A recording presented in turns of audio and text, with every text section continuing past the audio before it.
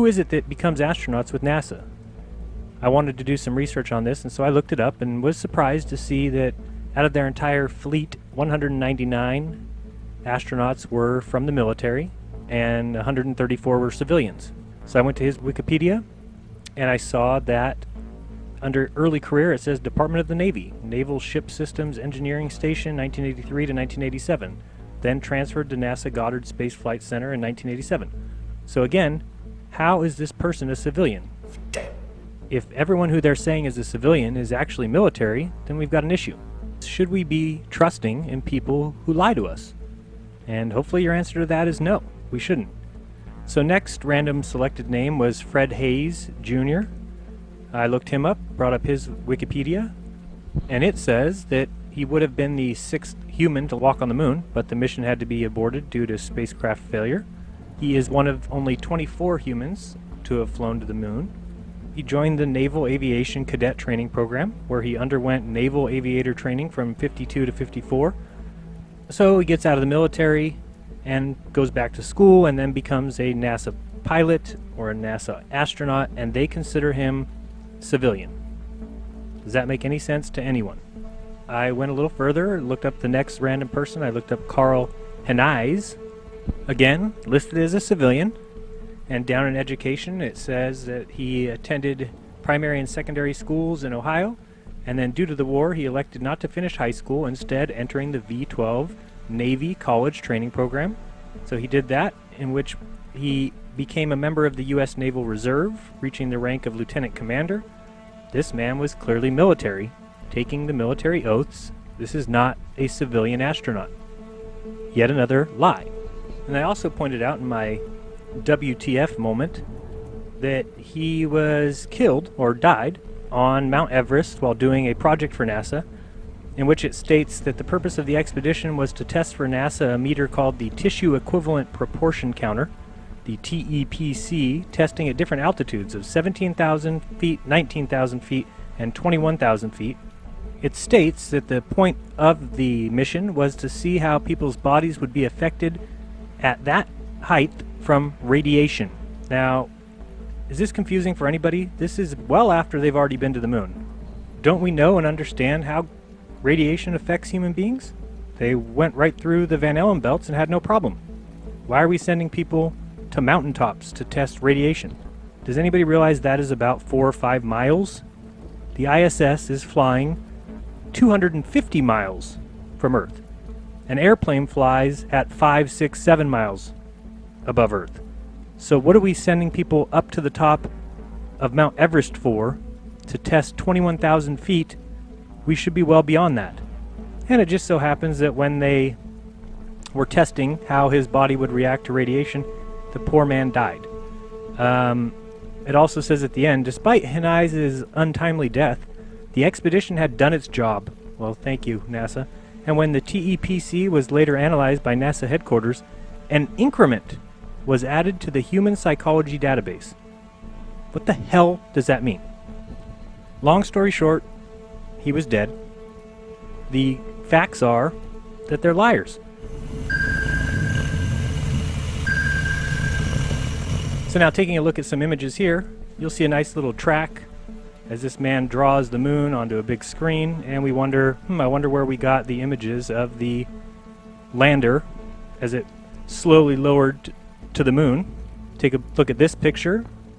This is the practice module that they used on Earth to help them practice landing on the moon.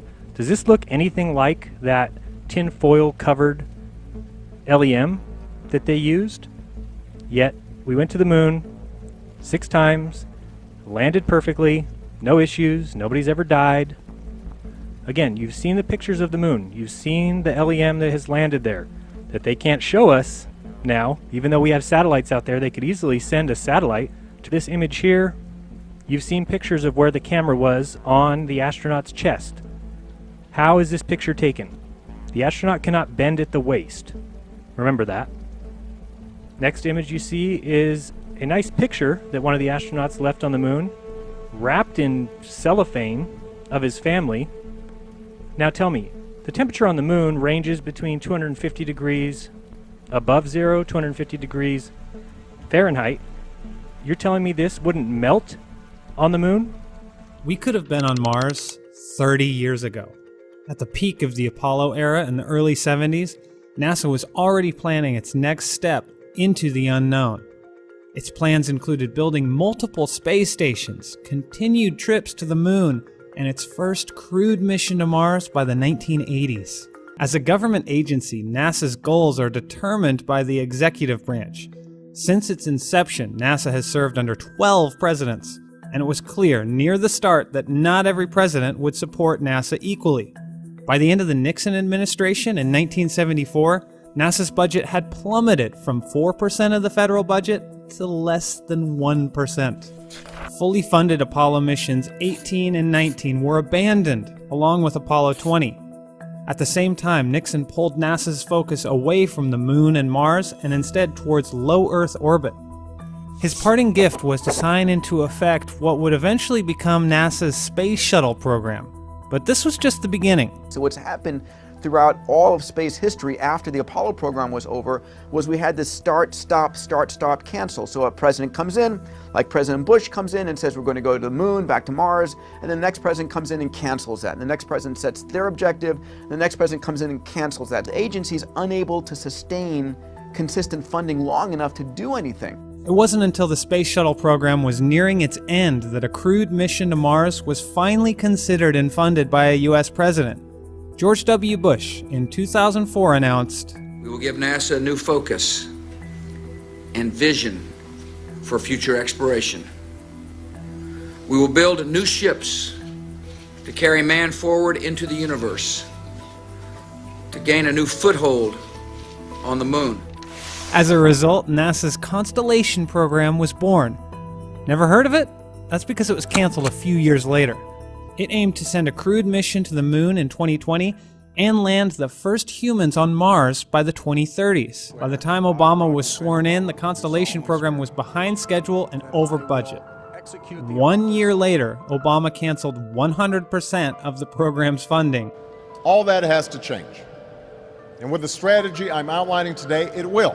Obama shifted NASA's focus from sending people to the moon and Mars to ultimately just Mars. In the process, Obama asked Congress to increase NASA's budget by $6 billion over the next 5 years. As a result, NASA launched its Journey to Mars initiative in 2010, with the goal to send humans into orbit around Mars by the early 2030s.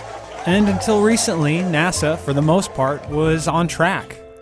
But then, this happened. President Trump has relaunched the National Space Council, and at the Council's inaugural meeting in October, we unanimously approved a recommendation to instruct NASA to return American astronauts to the moon, and from there to lay a foundation for a mission to Mars.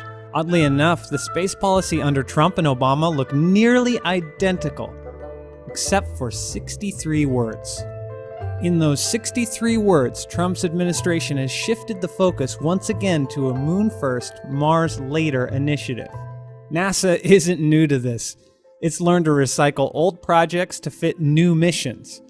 For instance, the Orion capsule was first developed for Constellation and has since been redesigned for a journey to Mars.